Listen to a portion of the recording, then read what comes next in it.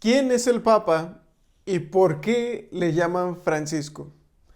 Soy el diácono Fabián Arrieta y esto es Datos sobre el sacerdocio.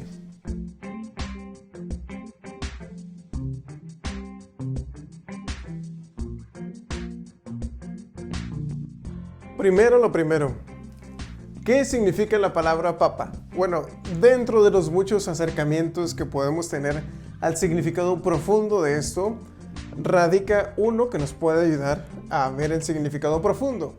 Y es que son siglas de algo que es un oficio pues milenario dentro de la iglesia, que es sucesor del apóstol Pedro. Papa viene de las siglas Petri Apostoli Potestatem Accipiens. Repito, Petri Apostoli Potestatem Accipiens, es decir, el que recibe la potestad del apóstol Pedro. Entonces, en otras palabras, el Papa es el sucesor del apóstol Pedro, es el vicario de Cristo, el supremo pastor de la iglesia, y es al mismo tiempo signo de unidad y caridad para todos los cristianos. Es decir, así como Pedro fue el primero entre sus hermanos, el Papa es el primero entre nosotros y el que nos hace sentir como una sola iglesia, unidos en la caridad de Cristo. A ver, pero aquí va una pregunta así como especial, ¿no? Ser Papa implica así como un grado mayor de ¿cómo decirlo? En el sacramento del orden. Porque hemos dicho en videos anteriores que existe algo llamado sacramento del orden, por el cual Jesucristo nos da pastores a la iglesia. Nos da obispos, sacerdotes y diáconos que son pastores en la iglesia. Y ser papa significa como otro grado más en este sacramento del orden, es decir, eres diácono, eres sacerdote, eres obispo, luego eres arzobispo, luego eres cardenal y luego eres papa. No. Ser papa no implica, el ser el sumo pontífice no implica otro grado en este sacramento. El Papa es un obispo, ¿sí? Ya llegó al máximo grado del sacramento del orden, pero su oficio es algo especial. Es sucesor de Pedro, es el pastor supremo de la iglesia. Decimos que es el vicario de Cristo porque es Cristo quien dirige la iglesia, pero Él es su vicario aquí en la tierra. Y decimos que Él es signo de unidad, de caridad y de fe para todos los cristianos, para todos los bautizados. Bueno, entonces, si el Papa es un obispo, como todos los demás obispos, ¿qué lo hace especial al Papa? ¿Qué hace que sea un ministerio especial? Bueno, hay que decir esto primero. Todo obispo es sucesor de los apóstoles. En ellos y a través de ellos se dirige la iglesia.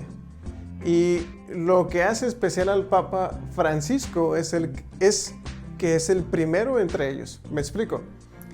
Los obispos conforman el colegio episcopal. Colegio episcopal. Se llama colegio porque todos son colegas, es decir, todos son iguales, todos son obispos. Colegio. Y episcopal porque son obispos. Entonces, en ese colegio episcopal todos son iguales, todos son obispos. ¿Sí? Tal vez tengan diferentes funciones administrativas, algunos obispos auxiliares, algunos obispos titulares, algunos arzobispos, algunos cardenales, etc. Pero todos son obispos. Y el Papa es obispo como ellos, pero así como Pedro fue el primero entre los apóstoles, el Papa es el primero entre los obispos. Es el primero entre los iguales. En latín se dice primo inter pares. El primero entre los iguales, es decir, todos son iguales en grado de sacramento de orden, pero el Papa hace cabeza.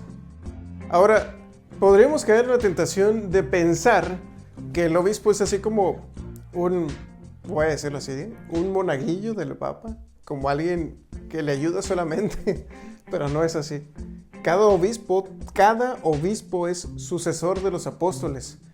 Y aunque sí hay una función especial del Papa Francisco, los obispos no solamente son sus ayudantes, sino que son enviados como el Papa Francisco, de ahí viene la palabra apóstol, enviado, son enviados para servir a iglesias particulares, es decir, cada obispo tiene su potestad en su propia diócesis, en su propia iglesia particular.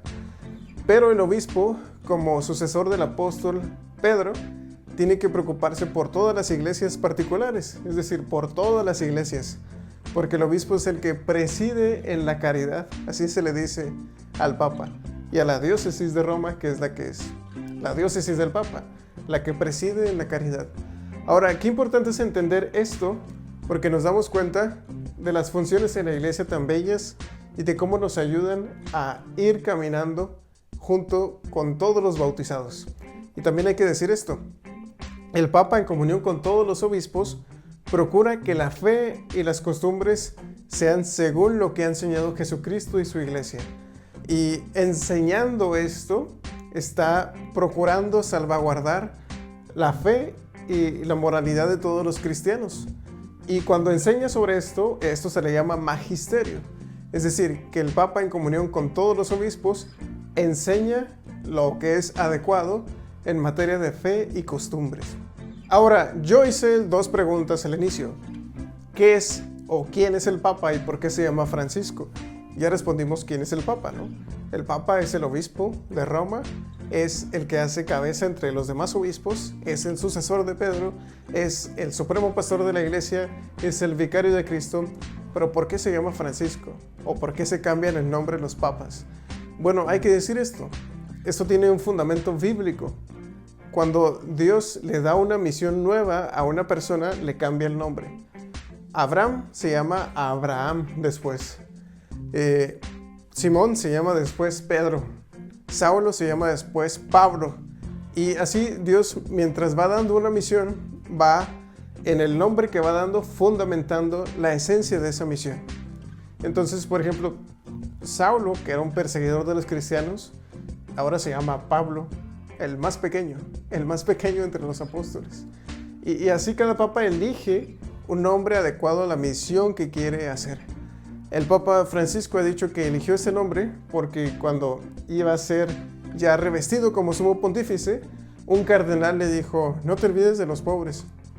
Y él se acordó de San Francisco de Asís, que se caracterizó por una pobreza evangélica, y también eligió ese nombre de Francisco por su preocupación por los más pobres.